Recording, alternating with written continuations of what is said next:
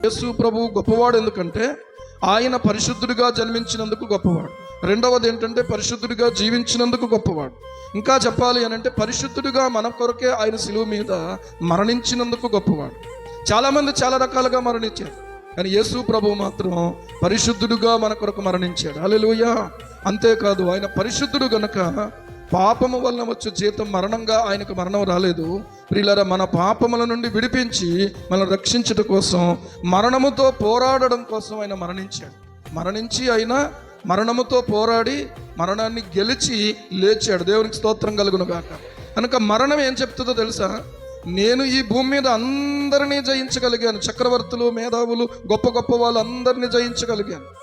ఎవరినైనా నేను జయించలేకపోయానంటే ఒకే ఒక్కడిని జయించలేకపోయాను. ఎవరినే?